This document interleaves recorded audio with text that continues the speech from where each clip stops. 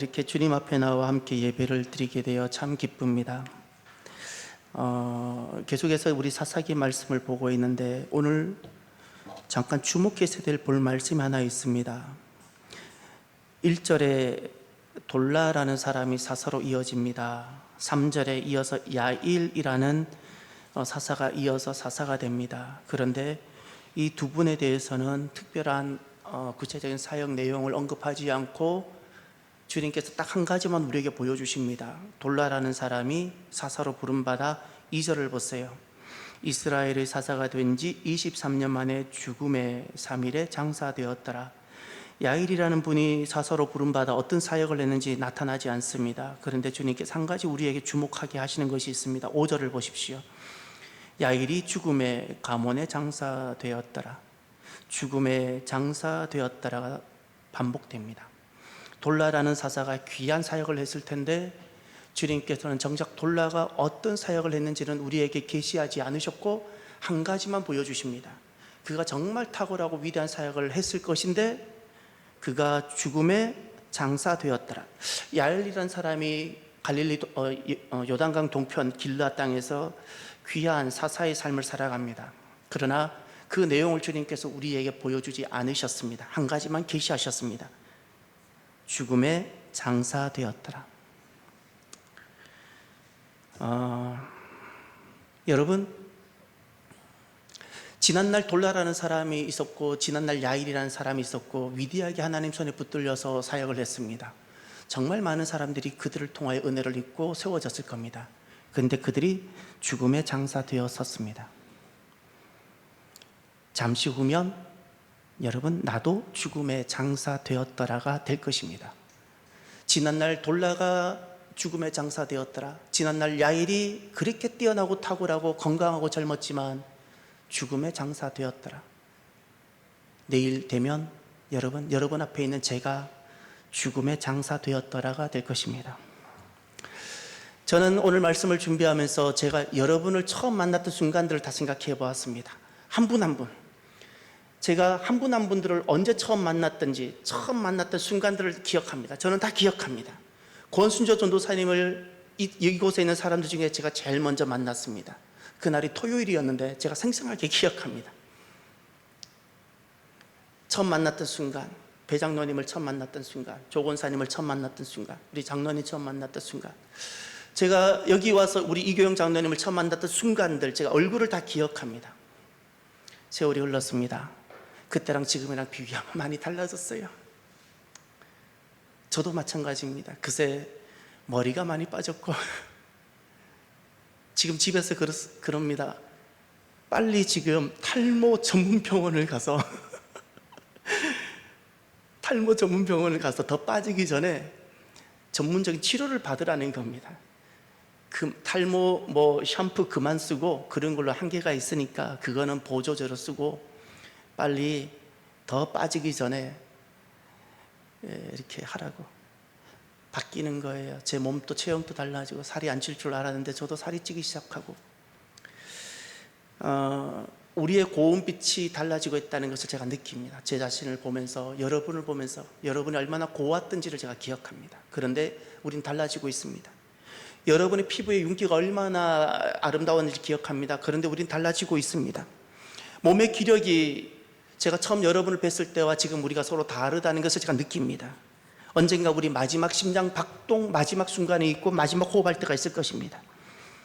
여러분, 우리가 지금은 움직일 수 있지만 때가 되면 나도 죽음에 장사되었다라가 될 것입니다. 저는 제 마음에 개인적인 소망이 생깁니다.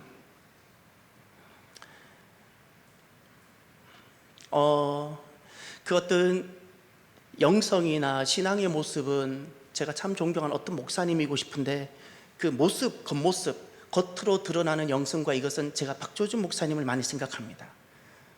반듯합니다. 지금 벌써 이제 90 조금 넘으셨을 것 같은데 그러세요. 92이시랍니다. 92 되신 어르신인데 허리가 굳어지지 않고요. 지금도 하나님 말씀 앞에서는 그냥 청년 같았어요. 그 말씀을 재밌게 전하려고 노력하지도 않고요. 말씀을 그냥 그대로 선포하면서 담대하게 전하십니다. 그리고 반듯하십니다. 저는 그 반듯함이 너무너무 존경스럽습니다. 그날 그 연세까지 이것저것 쉽게 살아갈 수 있는 방법 취하지 않고 반듯하게 걸어가시는 것, 저는 나이가 점점 들면서 제게 보여주신 박조준 목사님 그 모습이 사모가 되어집니다. 저의 처할머니가 계십니다. 올해 104세 105세 될 겁니다. 지금도 유머하십니다. 저는 나이가 들어도 유머를 잃어버리고 싶지 않습니다. 나이가 들면 자기중심적이 되고 어린아이가 된다 그러죠. 유머라는 것은 여유가 있을 때 가능하고 그 사람을 품고 내 마음에 쉼이 있고 여유가 있을 때 가능한 것이 유머인데, 저는 나이가 들어도 그 유머를 잃어버리고 싶지 않습니다. 사람들이 와서 쉬고 안식할 수 있는 공간을 만들고 싶습니다. 그 외에도 여러분을 보면서, 이 자리에 있는 여러분을 보면서 제가 여러분 같은 어떤 모습을 품고 싶은데 지금은 설교 시간에서 제가 말씀을 못 드리겠습니다. 중요한 건, 사랑하는 성도 여러분, 저는 어젯밤에도 병원을 갔다 오고 오늘 새벽에도 병원 갔다 오고 오늘 오후에는 저는 또 장인어른 병원을 가야 됩니다. 보람의 병원. 은총이랑 교대를 해줘야 되고, 처형이 오면 제가 저녁에 교대할 것이고, 처형이 안 오면 새벽 3시까지 거기 있다가 전 새벽 예배 인도하러 거기서 바로 오게 될 겁니다. 병원을 가면서 제가 느낀 것이 있어요. 어제도 느끼고 오늘도 느끼고, 그 병원에 갔더니 어제까지만 해도 그렇게 건강하셨던 분들이 제대로 건강한 사람이 없어요. 내가 너무 미안한 거예요. 내가 너무 건강한 거예요. 그곳에서 죽음과 싸우는 사람들을 제 눈으로 봅니다. 말을 하고 싶어도 말을 잘 못하는 사람, 걷고 싶어도 걷지 못하는 사람. 어제 5시에 수술실 들어갔는데 저녁 8시에 나왔어요, 사모가. 근데 오늘 아침 9시 나오는 데까지 팔이 안 움직여요. 팔이 안 움직여요. 오후에, 지금 오전에 물리치료가 오후에 예정되었나? 오전에 물리치료가 예정되어 있는데 팔이 안 움직이면 이 물리치료가 오후로 연기된다는 거예요. 이게 수술하고 나서 이게 돌아오는 느낌이 먼저 약간 찌릿찌릿하고 손가락부터 움직여야 된다는 거예요. 그런데 제가 9시 10분까지 있다가 수요 예배 준비 때문에 나왔는데 그때까지 안 움직였어요. 바보예요. 보호자가 있어야 돼. 아무것도. 여기 바늘을 찔러서 손을 잘 못 움직여요. 여기는 바보예요. 저는 그런 생각이 듭니다. 오늘은 누구를 내가 간호하겠지만 언젠가 내 몸이 다른 사람의 도움을 받아야 될 때가 있겠구나라는 생각이 듭니다. 여러분, 안 죽으려고 하지 말고요, 잘 죽는 인생이 됩시다. 이 죽음은 우리에게 오게 되잖아요. 이 죽음은 반드시 오게 되고, 이 죽음을 준비하는 사람이 지혜로운 겁니다. 저는 제가 초등학교 때 저희 어머니께서 그 당시 보험회사를 하셨어요. 그때가 70년대예요, 여러분. 여러분 한번 돌아가 보세요. 여러분 인생에 70년대 보험 들으셨어요? 저희 어머니 그 당시에는 대한교육보험이라 불렀어요. 대한생명도 아니에요. 지금은 대한생명이고, 지금은 삼성생명이 1위고 현대해상이 2번이지만 그때는 대한교육보험밖에 없었던 시절이에요. 그리고 많은 국민들이 개돈 부을 때고요, 조금 그냥 적금 그냥 넣는 때이지 보험이라는 것을 이해를 못하던 시절이에요. 보험을 왜 넣어? 보험을 왜 넣냐고. 근데 요즘은 보험을 안 드는 사람이 없잖아요. 보험은 어떤 지혜인가 하면 다가올 미래를 준비하는 겁니다. 오늘 내가 그래도 여력이 조금 있고, 내가 그래도 시간과 재정과 여러 가지가 기회가 조금 있을 때 다가올 내일을 준비하는 것이 보험인 거예요. 보험은 적금하고 달라요. 다가올 미래를 그래서 지혜로운 거예요. 진짜 지혜로운 것은 죽음을 준비하는 겁니다. 저와 여러분들이 나의 죽음을 한 번씩 생각해 봅시다. 내게 결국 오게 되잖아요. 내게 안 올 수 있다면 생각 안 하셔도 되겠지만, 내게 결국 오게 된다면 오늘 내가 몸을 움직이고 건강하고 아직도 무엇을 할 수 있을 이때 나의 마지막과 나의 죽음을 생각하고, 그리고 안 죽으려는 비참한 인생이 아니라 잘 죽는 죽음을 잘 준비하고 건강하게 죽음을 맞이하는 그 사람이 더 복되지 않겠습니까? 저와 여러분이 죽음의 장사되었더라, 우리가 마땅히 가야 될 길인데, 그리스도인의 죽음은 부끄럽거나 패배가 아니라 승리인데, 이 죽음을 잘 준비해가는 저와 여러분이 되기를 바랍니다. 오늘 돌라와 야일이 보여주고 있는 그 죽음의 장사되었더라에서 어떻게 하면 여러분 우리가 잘 죽는 인생, 죽음을 잘 준비하는 인생이 될 수 있을까요? 오늘 돌라 사사와 야일 사사가 보여주고 있는 것이 딱 두 가지입니다. 하나가 사사 스피릿으로 살아가십시오. 오늘 두 사람은 다 사사입니다. 2절을 보세요. 이스라엘의 사사가 된지 이스라엘의 사사가 되다. 3절을 보십시오. 3절 하반절 22년 동안 이스라엘의 사사가 되니라. 이스라엘의 사사, 우리는 이 사사를 대할 때마다 나와 아무런 관계없는 어떤 특정한 부류의 사람의 것이라고 여깁니다. 이 사사는 물론 특정한 사람일 수도 있는데 사사가 보여주고 있는 중요한 스피릿이 있습니다. 세상은 다 자기가 서로 왕이 되려고 합니다. 그런데 이 세상에서 결코 왕이 되지 않는 한 부류가 있습니다. 세상은 저마다 왕이 되려고 합니다. 그래서 세상은 돈을 줘보고 권력을 줘보면 그 사람의 실체가 드러난다 그러죠. 다 겸손한 것 같지만 돈을 줘보고 권력을 줘보면 다 자기가 왕이 되어가지고 자기 하고 싶은 대로 다 하려는 것이 세상의 모습이라 그럽니다. 그 대표적인 예가 반지의 제왕이잖아요.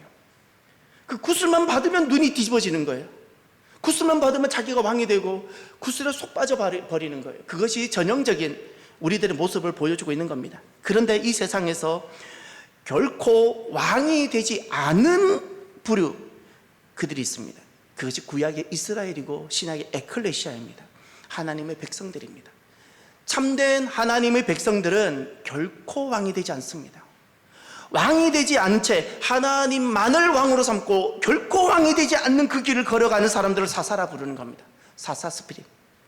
사사란 하나님을 왕으로 삼고 그리고 하나님의 백성과 하나님의 사람들이 있는데 그 하나님 나라를 섬기는 사람들입니다. 그러니 오늘 진짜 참된 하나님 백성들은 다 사사 같은 사람이 되어져야 돼요. 다윗이라는 사람이 있었는데 그는 호칭은 왕이었어요. 근데 성경을 가만히 읽어보세요. 사람들은 그를 다 호칭으로 왕이라 불렀겠지만 다윗의 그 내면을 딱 보면 그는 사사였어요. 절대 자기가 절대 주권을 가지고 자기 임의대로 나라나 개인사를 임의대로 하지 않았어요. 인간인지라 죄를 짓기도 했지만 그는 결코 다시 하나님 앞에 돌아와 하나님이 원하시는 앞에 그 복종하고 엎드리고 회개도 하고 항상 하나님 앞에 말 한마디면 떨어져 나갈 수 있는 선지자지만 그는 선지자의 말씀을 듣고 귀를 기울이고 항상 하나님 앞에 하나님을 왕으로 삼고 살아갔던 사람이에요. 사사였어요. 여러분 오늘 우리가 호칭은 목사일 수도 있고 장로일 수도 있고 권사일 수도 있고 집사일 수 있지만 우리의 마음은 사사이기를 바랍니다. 사사 같은 장로님, 사사 같은 목사, 사사 같은 권사님이 되는 저와 여러분, 사사 같은 성도가 되는 저와 여러분이 되시기를 주의 이름으로 축원합니다. 또 하나 우리가 어떻게 하면 안 죽으려는 인생이 아니라 잘 죽는, 그리스도인이 죽으면 승리인데 잘 죽는 인생이 될 수 있을까? 이스라엘이 구원을 위해 살아가십시오. 나의 구원이 아니라 이스라엘의 구원입니다. 이게 중요합니다. 사람들은 나의 구원이 해결되었다고 안심하는 경우들이 많습니다. 사사는 자기 구원을 위해서 살아가는 사람이 아닙니다. 자기 구원 때문에 사사적 삶을 살아가는 사람이 아닙니다. 1절을 보십시오. 아비멜렉의 뒤를 이어서 이사갈 사람 도도의 손자 부하의 아들 돌라가 일어나서 다 함께 이스라엘을 구원하니라. 그가 에브라임 산지 3일에 거주하면서 이스라엘을 구원하다. 사사로 살아간다는 것은 더 이상 자기를 위해 살아간다는 뜻이 아닙니다. 구원을 위해서 살아가는데 이스라엘입니다. 하나님의 백성들, 거기에 나의 자녀가 포함되어져 있고 교회 공동체 성도들이 포함되어져 있고 세상 속에 있는 사람들이 포함되어져 있는 겁니다. 그들이 주님 앞에 돌아오도록, 세상 속에 있는 저들을 세상에서부터 불러내어서 하나님 나라 안에 살도록 하기 위하여 지난날 사사가 있었다면 오늘 그렇게 세상 속에 있는 사람들을 세상에서 불러내어서 하나님 나라 안에 살도록 하는 사람들이 있는데 그것이 바로 이스라엘의 구원을 위해 살아가는 사람들, 바로 사사 같은 사람들입니다. 지난날 사사가 있었다면 오늘 교회의 성도들은 이렇게 이스라엘을 구원을 위해서 살아가는 사람들입니다. 그것이 바로 잘 죽는, 나의 죽음을 잘 준비하는, 잠깐인데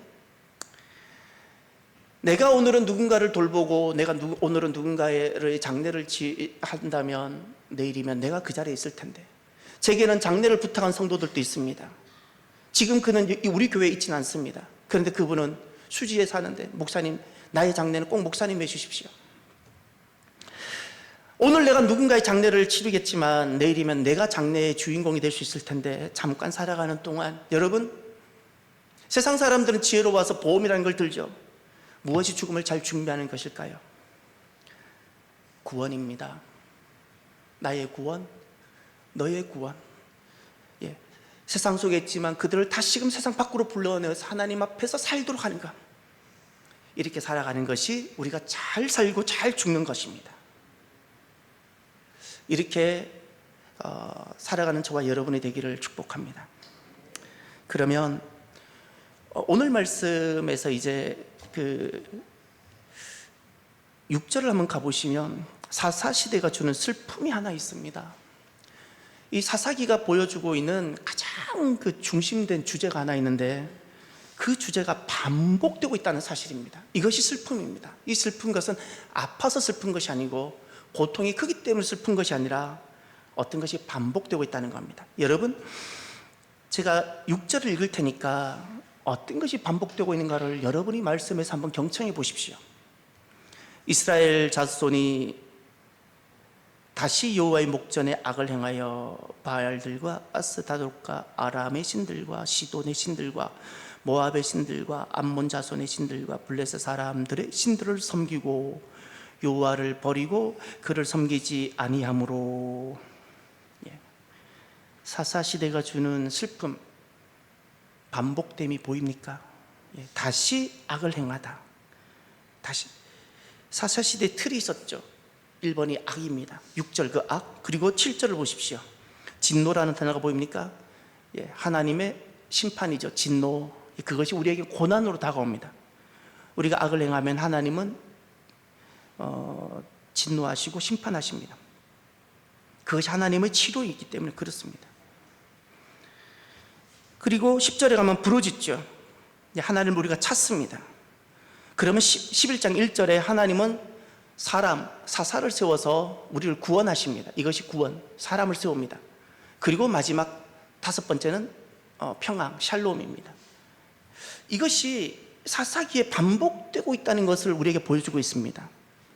사람은 한두 번 실수를 하면 세 번째는 정신을 차리고 계속 바르게 가야 되고 그렇게 될 것 같지만, 놀라운 것은 사사시대가 보여주고 있는 교훈이 하나 있습니다. 반복됩니다. 반복된다는 것은 믿음은 자연적이지 않다는 사실입니다. 유전되지 않습니다. 아버지가 목사라고 저절로 자녀가 믿음일 거라고 여기서는 안 된다는 사실입니다. 지식이 자연적이지 않는 것처럼 우리가 갖고 있는 지식이 결코 자연적이지 않습니다. 학습을 하고 교육을 하고 그래서 지식이 생기는 것처럼 믿음, 영적인 지식 절대 자연적이지 아니하고 저절로 만들어지지 않습니다. 교회 문만 왔다 갔다 한다고 절대 영적 지식이 생겨나지 않습니다. 영적 교육으로 들어와야 되고 영적 훈련을 받으셔야 되고 학교 교육 속으로 들어와야지 지식이 생기는 것이고, 아니면 내가 스스로 도서관 가서 스스로 책을 보든지 지식의 과정이 있어야 지식이 생기는 것처럼 영적 지식도 마찬가지입니다. 저절로 만들어지지 않습니다. 저는 제 자녀를 불신자로 여겼어요. 하나님께 버림받았다는 뜻이 아닙니다. 하나님을 전혀 알지 못할 것이라 여기고 끊임없이 하나님 살면서 부모가 어떻게 하나님을 섬기고 어떤 상황 속에서 하나님을 따르는지를 보여주면서 하나님을 이야기할 뿐만 아니라 끊임없이 흔들어서 봤어요. 흔들어 봐야 돼요. 신앙은 교회 안에서 확인되는 것이 아니고요, 내가 진짜 신앙이 있는지는 밖으로 보내어가지고 고통스러운 상황, 곤란한 상황 속에서도 여전히 하나님인지를 확인해야 돼요. 그것이 진짜 신앙입니다. 확인하고 흔들어보고 확인하고 흔들어보고. 왜냐하면 내가 내 자녀에게 정말 주고 싶은 것이 재산이 아니에요, 지식이 아니에요. 믿음을 물려주고 싶어요. 정말 제가 믿음을 물려주고 싶고 하나님 나라를 물려주고 싶고 영생을 소유하고 싶은 것이 제 부모로서의 마음이기 때문에 공부는 덜해도 괜찮아요. 그 믿음이 진짜 있는지를 끊임없이 확인했어요. 흔들어서 보고, 흔들어도 보고. 우리가 성공이라는 것을 한번 이야기해 봅시다. 성공은 참 귀한 거지요. 우리가 땅에서 열매입니다. 우리가 보통 성공이라면 일반적으로 갖는 개념들 이런 것이지 않겠습니까? 어떤 많은 것들을 소유하게 되고 획득하게 되고 높은 자리를 자리하게 되고 이런 것들입니다. 이것은 참 이렇게 노력에 대한 대가이고 귀한 것들입니다. 이것을 땅에서의 열매라고 말할 수 있습니다. 그런데 이 땅에서의 성공이 왜 제한적일까요? 땅으로만 그친다는 사실입니다. 땅으로만 그쳐요. 명문 회사를 다녔는데 그냥 땅으로만 그쳐요. 인생이 땅 그 이후, 인생은 땅 그 이후에도 계속되는데 땅에서의 성공은 땅 이후, 죽음 이후도 인생은 계속 되어지는데 그 이유를 땅에서의 성공은 절대 땅에서의 성공으로는 준비가 되지 않은 겁니다. 그 이유를 준비하지 못하는 삶이에요.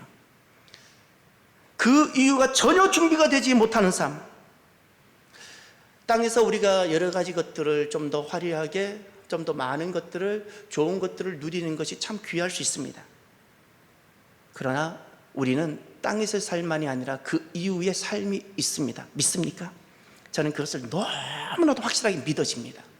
죽음 이후가 있고, 우리가 살아가는 삶이 진짜 잠깐이고 나그네 그림자 같은 삶이고, 우리의 진짜 삶은 영원하고 그곳에서 진짜 우리는 살게 될 것입니다.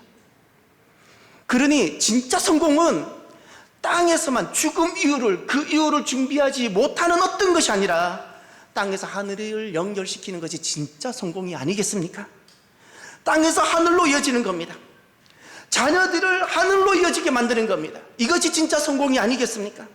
저는 그것을 진짜 성공이라 여깁니다. 죽음 이후에 영원함이 있는데, 영생이 있는데 그것을 전혀 준비하지 못한 채 하루살이가 하루를 사는 것을 위해서 하루 안에서 많은 것을 누리는 것 결코 성공일까요? 저는 성공이라 여기지 않습니다. 죽음 이후 하루살이가 그 이후 100년을 살고 1000년을 살 것이 준비되지 않은 채 오늘만 배불리 사는 거, 이것이 준비되지 않는다면 이것은 성공이 아니라 어리석음이지 않을까요? 오늘 사사기에서 반복되는 믿음을 실패를 보면서 우리가 몇 가지 교훈을 얻어야 합니다. 여러분 1절에 보면 악이란 단어가 등장하지요. 이스라엘 자손이 다시 여호와의 목전에 악을 행하여,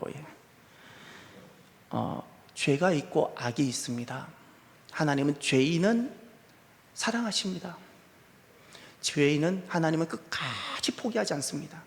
그런데 악인은 하나님이 바로 대적하십니다. 그럼 죄는 무엇이고 악은 무엇일까요? 죄는 하나님을 섬기지 못하는 것입니다. 내가 어리석고 내가 미혹을 받아 내가 세상을 사랑해보고 이런 겁니다. 악이란 하나님을 섬기지 못하게 하는 겁니다. 죄는 하나님을 섬기지 못하는 것, 하나님 말씀을 따라가지 못하는 거라면, 악이란 하나님을 섬기지 못하게 하는 것, 하나님의 말씀 따라 살지 못하게 하는 것, 악입니다. 마귀는 우리로 하여금 죄가 되도록 악을 만드는 자입니다. 악을 만들어서 그 악 속에 우리를 집어넣게 하는 겁니다. 간단한 예가 이런 겁니다. 북한 한번 보십시오. 북한의 다음 세대가 어떻게 해야 잘 될까요? 지금 있는 그 시스템 속에서는 결코 북한의 다음 세대는 주님께 돌아올 수 없습니다. 북한의 그 시스템이 바뀌어야 되는 겁니다. 그 시스템이 악인 겁니다. 하나님을 절대 예배할 수 없는 시스템. 세상은 어디나 죄가 다 있습니다. 죄가 있으니까 불완전하다 말씀하지 마십시오. 마귀는 주님 오시기까지 마지막까지 활동하고, 어디에나 죄가 다 있지만 중요한 것은 무엇이 악인가? 하나님을 예배하지 못하고 하나님을 예배하는 자유가 없게 하는 그것이 바로 악인 겁니다. 북한이 그렇습니다. 그러니 그것이 그렇게 어두워지는 겁니다. 그들이 우리와 무엇이 다르겠습니까? 같은 형제가 동포인데 그들이 우리보다 뭘 덜 똑똑하겠습니까? 악이란 하나님을 섬기지 못하게 하는 바로 그와 같은 것들입니다. 그것 때문에 이제 일어나는 일들을 보십시오. 이스라엘 자손이 다시 여호와의 목전에 악을 행했다 그랬죠. 단순히 한 사람이 바알을 섬겼다고 여기시면 안 됩니다. 이스라엘이라는 시스템, 나라가 있는데 그들이 주변의 영향을 받아서 내 자녀들이 하나님을 섬기는 자녀들이 되게 하기보다 내 자녀들이 주변에 있는 블레셋이나 암몬이나 그들이 살아가고 있는 시스템을 가지고 들어와서 내 자녀들에게 주는 거예요. 그래, 내 자녀들은 그 시스템 속에 들어가서 하나님을 더 이상 섬기는 것을 잊어버리게 만들고 하나님을 섬기지 않는 삶을 살게 만드는 거예요. 이게 부모가 악을 행하는 겁니다. 이렇게. 그래서 7절에 보면 여호와께서 이스라엘에게 진노하사 그랬죠. 하나님의 진노입니다. 하나님의 진노가 이렇게 나타납니다. 7절 중반절에 보면, 하반절에 보면 블레셋 사람들의 손과 암몬 자손의 손에 그들을 파심해 하나님께서 그들을 넘기시는 겁니다. 사람들 손에 넘기십니다. 하나님 손 안에 두었던 그들을 사람의 손에 넘겨버리십니다. 그러면 어떤 일이 일어나는가? 8절 하반절을 보세요.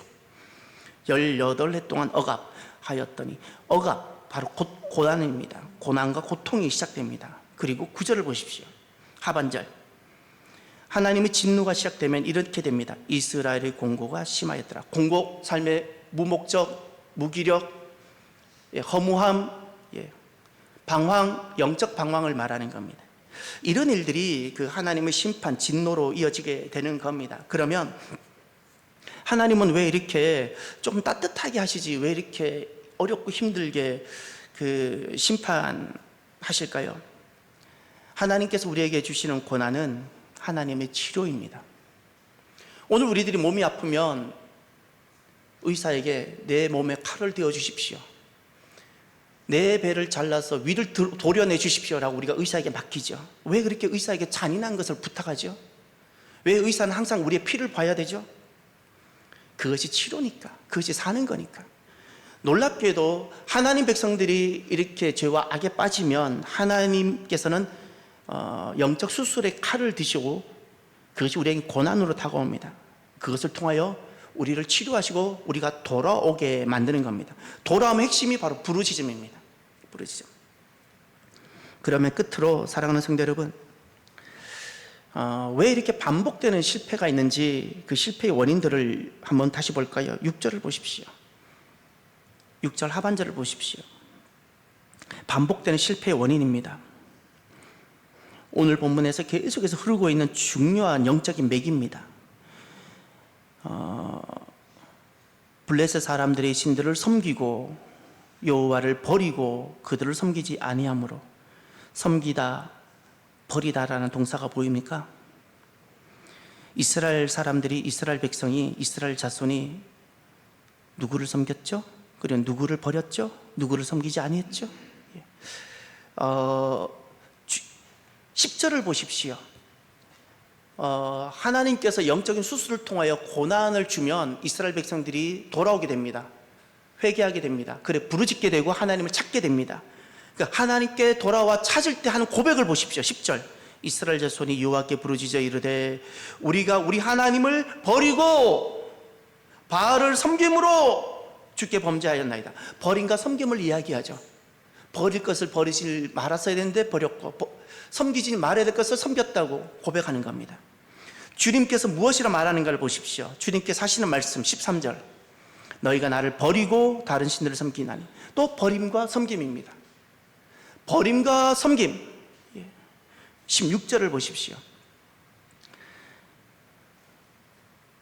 15절부터 볼까요? 15절 16절 오늘의 결론입니다. 이스라엘 자손이 여호와께 여쭈되 우리가 범죄하였사오니 주께서 보시기에 좋은 대로 우리에게 행하시려니와. 밑줄 쳐볼까요? 오직 주께 구하옵나니 오늘 우리를 건져내옵소서. 오직 주께 구하옵나니 우리를 건져주십시오. 우리가 범죄했으니까 주님께서 원하시는 대로 하셔도 좋은데 다만 내 삶을 주님께 맡긴다는 뜻입니다. 내가 지금 이렇게 어려움을 겪고 있는데 단순히 이 문제를 해서 해결해 달라는 것이 아니라 이제는 이 삶 자체를 주님께 맡긴다는 뜻입니다. 그리고 16절을 보세요. 이 고백으로 들어가는 겁니다. 자기 가운데서 이방신들을 지하여 버리고 여호와를 섬김에 또 버림과 섬김이 보입니까? 이제 왜 반복되는 실패가 있는지를 우리 한번 돌아봅시다. 왜 지난날 사사시대에 세상이 아니라 이스라엘 백성들입니다. 하나님께서 말씀도 주셨고 제사도 주셨고 하나님께 돌아올 수 있는 길도 주셨던 그들이 왜 이렇게 반복되는 실패 속에 놓이는지, 무엇이 반복되게 실패를 하게 하는 건지, 섬김과 버림의 문제입니다. 섬기지 말아야 할 것을 섬기고 버리지 말아야 할 것을 버릴 때 이 섬김과 버림, 이 문제를 잘 관리하지 못함으로 실패가 반복되고 있는 겁니다. 주님은 이것을 범죄라 말씀하셨고, 섬기지 말아야 될 것을 섬기는 것을 주님은 간음이라 말씀하셨고, 버리지 말아야 될 것을 버리는 것을 범죄라 말씀하셨습니다. 왜 지난날 이스라엘 백성들이 바알과 아스타롯, 주변 이방 여러 가지 가치관과 세계관들을 섬기고 하나님을 버렸을까요? 그들은 진짜 하나님을 미워서 싫어서 그랬을까요? 오늘 우리들은 진짜 내가 하나님을 섬긴다고 한번 섬기나요? 돌아보셔야 됩니다. 교회에 등록하고 예배를 드리면 나는 정말 하나님을 섬기는 것일까요? 지난날 이스라엘 백성들은 그러면 절기를 안 지키고 안식일을 안 지켰을까요? 지키는데 하나님을 버렸어요. 11조를 드리는데 하나님을 버렸고, 기도는 하는데 그들은 바알과 아스타롯을 섬겼어요. 우리가 이제 우리 자신을 위해서 지난날 이스라엘 모습을 냉철하게 분석해 보면 이렇게 됩니다. 왜 지난날 구약의 이스라엘 백성들, 그 복된 성도들은 왜 실패가 이렇게 반복되었고, 왜 버림과 섬김을 잘못했을까? 왜 버리지 말아야 될 것을 버렸고, 왜 섬기지 말아야 될 것을 섬겼을까? 세 가지 키워드가 있습니다. 자기 행복, 세상 성공, 부귀 영화. 자기 행복, 세상 성공, 부귀 영화. 이것을 딱 붙잡으면, 이것을 딱 붙잡는 순간 그는 성전 안에서 바알을 섬기게 되고, 그는 기도하면서 아스다롯을 따라가게 되고, 그는 교회에 많은 사역을 하면서 주변 세상의 가치관과 세상의 세계관으로 살게 되어지는 겁니다. 그래서 실패가 반복되는 겁니다. 주님께서 성경을 우리에게 주시고 우리에게 이 말씀을 주신 것은 자기 행복, 세상 성공, 부귀 영화를 위해서 주신 것이 아닙니다. 하나님 백성들이 자기 행복과 세상 성공과 부귀 영화를 딱 추구하기에 이 믿음이 반복적으로 실패가 되는 겁니다. 반복되는 이 영적 실패를 우리가 도전하여 꼭 끊어내는 저와 여러분이 되시길 바랍니다. 그러면 이 아픈 사사기 교훈을 통해서 오늘 우리들은 두렵고 떨림으로 나는 어떻게 하면 이 반복될 수 있는 이 실패로부터 떠나고 이 실패를 끊을 수 있는가? 저와 여러분들께서 두 가지를 기억합시다. 제 자신에게도 적용하고 여러분께서도 그렇게 하시면 좋겠어요. 첫 번째, 보내심 받은 자로 살아갑시다. 꼭 보냄받은 자로 살아가십시오.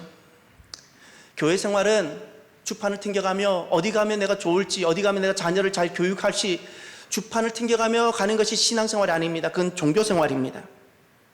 하나님께서 나에게 세상 말로 말하면 운명적으로 하나님의 섭리와 뜻 가운데 하나님의 백성들을 배치하시는데 거기에 내가 잠잠히 순종해 가는 겁니다. 잊지 마세요.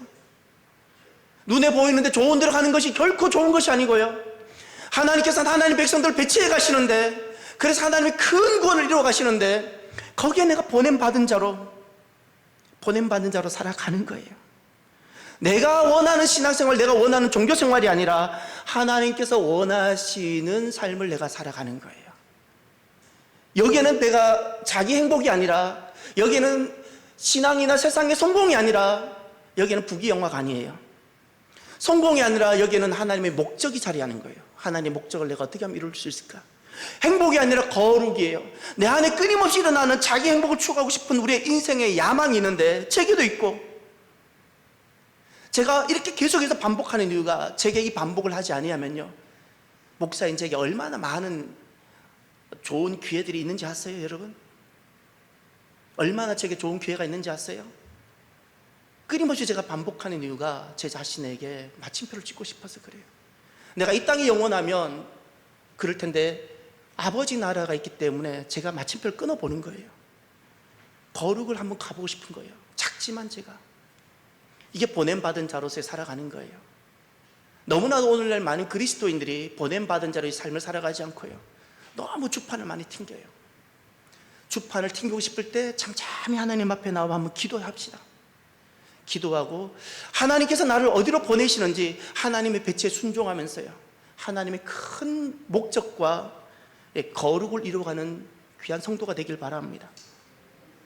또 어떻게 하면 우리가 반복되는 실패를 끊어낼 수 있을까? 마지막 하나가 있습니다. 하나님께 소망을 두시길 바랍니다. 행복도 아니고 명예나 물질도 아니고 오직 하나님께만 모든 소망을 두십시오. 하나님이 그냥 전부가 되게 하십시오. 그러면 반드시 반복될 수 있는 실패는 그때 끊어집니다. 하나님께만 소망을 두십시오. 땅이 아닙니다. 하늘이어야 되고요, 소유가 아니라 우리는 나그네로 살아가야 합니다. 그때 어떤 변화가 일어나는가 하면, 내가 오직 하나님께만 소망을 두고 보냄받은 자로 딱 살아가게 되면 내 곁에 있는 사람들이 있어요. 자녀부터 시작해서 내 곁에 있는 사람들이 내 모습을 보고 하나님께만 소망을 두고 살아가고 나그네로 살아가는, 보냄받은 자로 살아가는 사람들을 보면서 그들에게 믿음이 전해집니다. 내가 사사로 살게 되어지고 그들에게 믿음이 전해지는 거예요. 그때 우리가 기쁘지 않겠습니까? 저와 여러분들이 이렇게 하나님께 꼭 소망을 두어서 잠깐 살아가는 세상입니다. 세상에 더 많이 가지려고 너무 몸부림치도 마시고요, 너무 없다고 아파하지도 마시고요, 내가 기뻐하며 감사하며 하루를 살고 내가 한 끼를 먹더라도 내가 감사하며 살면서 하나님께 소망을 두며 반복되는 실패를 끊어내는 복되고 귀한 승리하는 저와 여러분이 되시기를 주의 이름으로 축원합니다. 기도합시다.